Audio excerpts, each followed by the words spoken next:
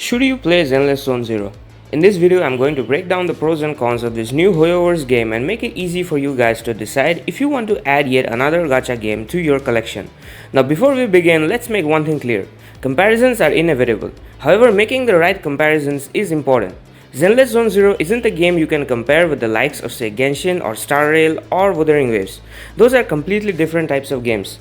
Zenless Zone Zero is more like Honkai Impact, so when we make comparisons, we'll be considering direct competitors like Honkai Impact, Punishing Grey Raven, Nikki, Goddess of War, Snowbreak, Containment Zone, and games like these. These are kind of a hub-based ARPG games where you have a main hub or a menu to pick up missions and you're teleported to various combat zones depending on the missions. So comparing Zenless Zone Zero to anything like Genshin, which has a wide open world, would be foolish.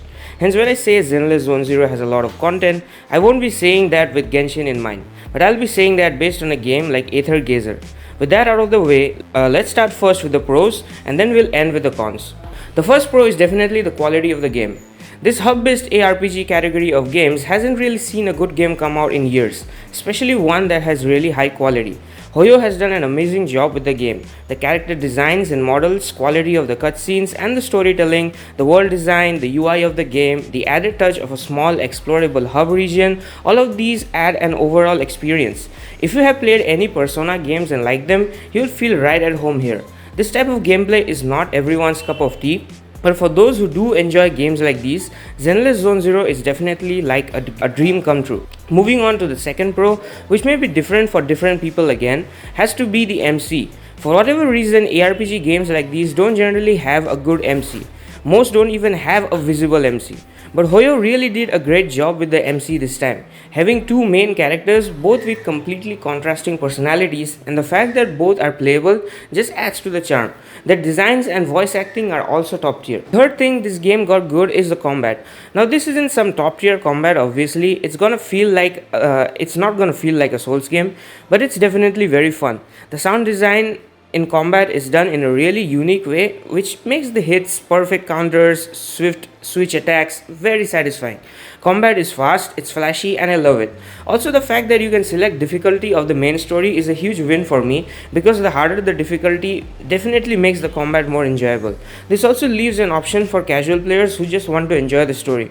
The fourth pro is again going to be a bit subjective, but is the character designs. Not many people may love furry designs, but I think the variety of characters in this game is really cool. You rarely see such a wide variety of cast. The designs are very unique, and not to mention each character seems to have a very distinct personality.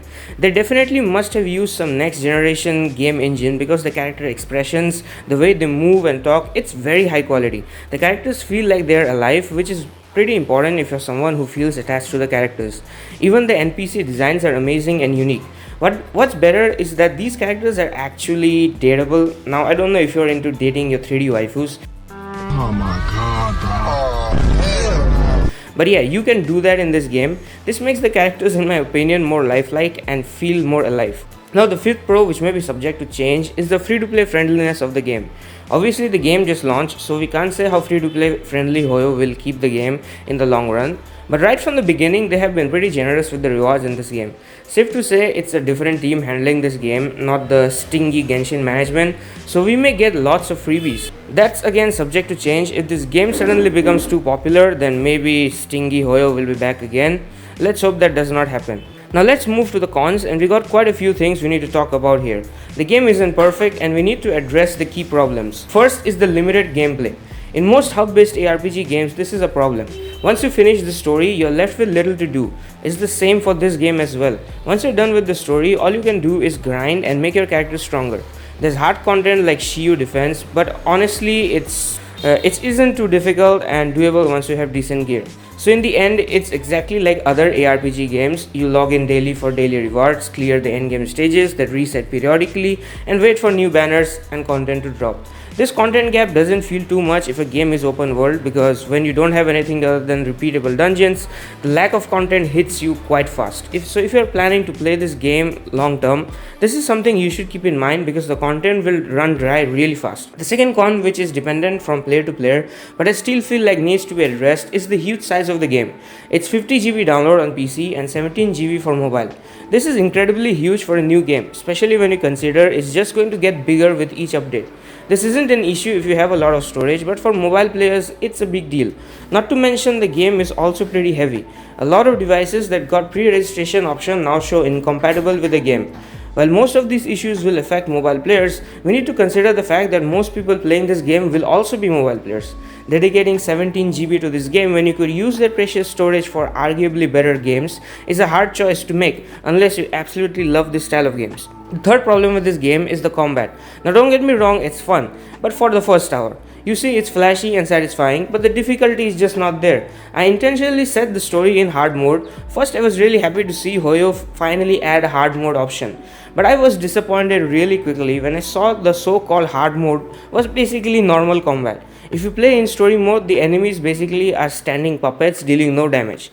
Now for a game like this which has no open world to explore and limited endgame content, combat being good is really important. I understand they wanted to make this game enjoyable to people with various skill levels, but for ARPG games, combat makes a huge part of the gameplay. Removing the challenge from the combat can be demotivating for players looking to invest time in the game. And this leads me to my fifth and final complaint about the game. The story is kind of mid. Now when you take a game like this, there are three things that matter the most: the story, the combat and the character designs. Because there is not much content as there is no open world game, these three need to be banger. But the story in this game was mid at best. Now this is subjective again, but coming from games like Honkai Impact, Punishing Grey Raven, their stories are far better. Now the game just released, so I hope the story will get better with time, but as of now, for first impressions, the story is decent. It doesn't have a lot of emotional elements or serious elements to it. It feels like you're watching some slice of life anime where the MC seems to run a shady business and has a few shady acquaintances. For launch, they should have included some more heavy and engaging plot. After all, first impressions are the last impressions. But oddly enough, they decided to go with a very slow and generic story. This will be my take on Zenless Zone Zero. It isn't a bad game, and if you are all about hub-based ARPG games, it's probably one of the best games you can play right now. However, games like Genshin, Wuthering Waves, Star Rail have honestly spoiled us as players. We have multiple options now, so which game you play totally depends on your tastes as a player. If you don't like open world designs for some reason, or you just really love the hub-based games, then this is definitely a must try. However, if you already have a plate full with other gacha games, this one may just go unnoticed. Either ways, if I had to rate Zenless Zone Zero as of now, that's patch 1.0, that would be a solid 6.5 out of 10. Do give it a try and let me know your thoughts below whether you plan to play this game. Make sure to like and subscribe, and I'll see you in the next video.